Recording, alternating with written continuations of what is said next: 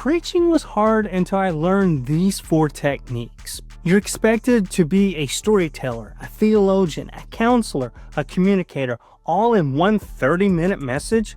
It's no wonder preaching feels so difficult.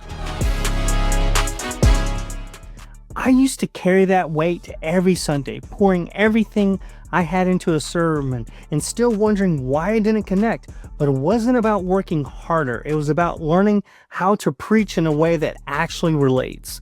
Today, I want to show you 4 simple techniques that made preaching feel doable. Technique number 1, real-world connection. The fastest way to grab your congregation's attention before you even open up your Bible is to start in their world, not yours. I used to dive straight into the scripture text, but it often felt like people weren't ready to hear it yet. They needed a reason to hear, a reason to care.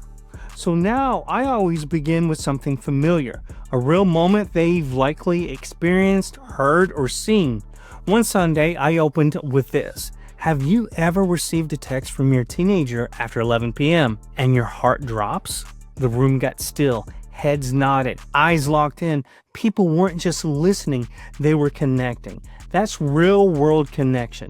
It's not fluff, it's the bridge between their life and God's truth. When they see themselves in the moment, they're ready to receive the message.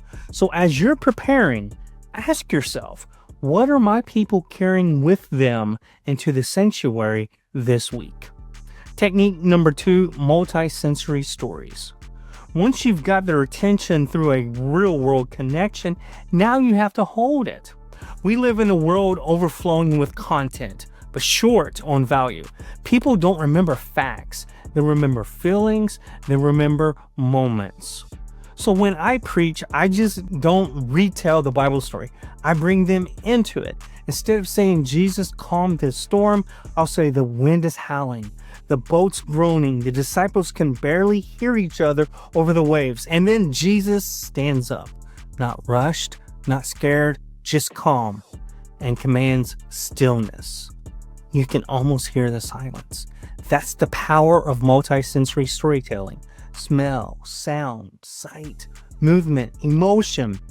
The more senses you activate, the more real it becomes. And when it's real, it sticks. Technique number 3, one big idea. So now your words are sticking, but what will they carry home with them? I used to try to cram everything I studied into one sermon, and I'll leave the pulpit thinking, I got it all done. But people walked away with no clear truth. So now I build every message around one big idea. One sentence that captures the heart of what God's trying to say. Something like, grace isn't earned, it's inherited. Or God isn't waiting for you to finish the race, He's walking with you now. I say the one big idea at the beginning, I weave it into the middle, and I say it again at the end so that people carry it with them home. That one line becomes the anchor. When the rest of life starts pulling at them, it's what holds them steady. When you preach one big idea, the message becomes applicable, and people will apply it in places you'll never see. Technique number 4, clear next step. So they listened, they felt it, they understood the one big idea. But now what?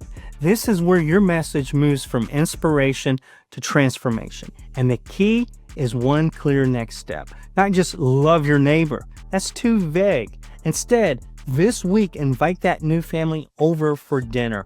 Or tonight, write down 3 ways God showed up for you today. It's not about control, it's about clarity. When people know exactly what to do, they're more likely to do it.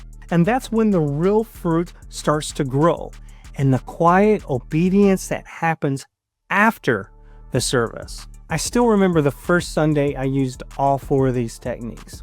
I was nervous. It felt different, less academic, more personal, but something shifted. People weren't just nodding, they were remembering, quoting the big I did, telling me how they followed through on the next step. They were asking deeper questions midweek. I wasn't just preaching at them, I was walking with them. If you want to apply these techniques, I started a one-on-one coaching ministry to help pastors become better communicators. I put a link to the application in the description below. So here's your challenge. Pick one technique this week. Just one. Try it, test it, see what happens. And when you do, please leave a comment below to let me know how it went. What connected? What clicked? What did you learn? If you found this video helpful, tap that like button and share this with another pastor who might need to watch it too. And if you want help prepping your sermon without the last minute scramble, watch this video next where I explain a weekly rhythm that gave me back my Saturdays. See you there.